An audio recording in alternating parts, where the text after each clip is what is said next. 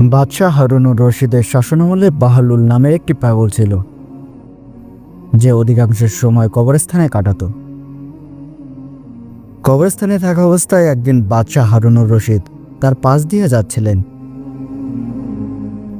বাদশাহ তাকে ডাক দিলেন, বাহলুল, ওহে পাগল, তোমার কি আর জ্ঞান ফিরবে না? বাহলুল বাদশাহের কথা শুনে উত্তর দিল, হারুন, ওই পাগল, তোর কি কোনোদিন জ্ঞান ফিরবে না?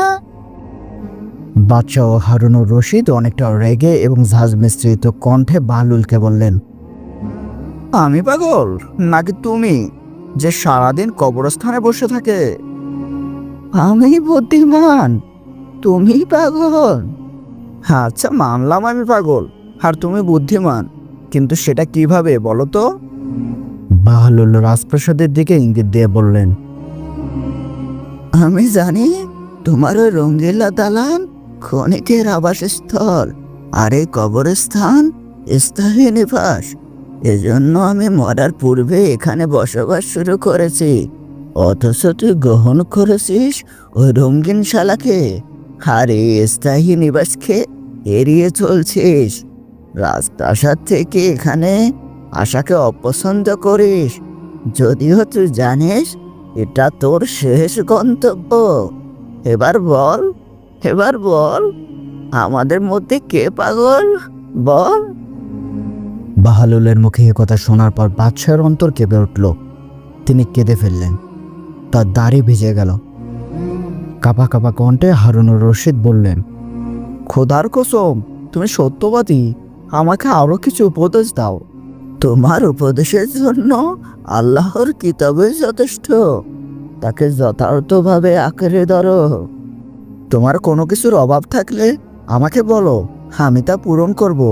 আমি তোমার প্রতি খুশি হয়েছি। হ্যাঁ, আমার 3টি অভাব আছে, এগুলো যদি তুমি পূরণ করতে পারো তবে সারা জীবন তোমার কৃতজ্ঞতা স্বীকার করব।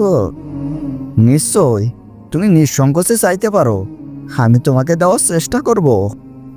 মরণের সময় হলে তুমি আমার আয়ু বৃদ্ধি করতে পারবে? না, এটা তো আমার দ্বারা সম্ভব নয়। আচ্ছা ঠিক আছে, তাহলে আমাকে মৃত্যুর ফেরেশতা থেকে রক্ষা করতে পারবে? না, এটাও তো আমার দ্বারা সম্ভব নয়। অন্য কিছু চাও? আচ্ছা ঠিক আছে, এটাও যখন দিতে পারবে না, তাহলে আরেকটা চাওয়ার আছে। আমাকে তুমি জান্নাতে স্থান করে দিতে পারবে এবং জাহান্নাম থেকে অনেক দূরে রাখতে পারবে আমাকে। সত্যি তুমি জ্ঞানী, আর আমি হলাম পাগল। আমার পক্ষে তোমার এই চাওয়াটাও পূরণ করা সম্ভব নয়। তবে জেনে রাখো, তুমি বাদশা নও, বরং অন্য কারো অধীনস্থ। অতএব তোমার কাছে চাওয়ার আমার বা প্রার্থনা করার কোনো কিছুই নেই। আল্লাহ তাআলা আমাদের এই দুনিয়ার রং তামাশা ছেড়ে কবরের প্রস্তুতি গ্রহণ করার তৌফিক দান করুক। আমিন।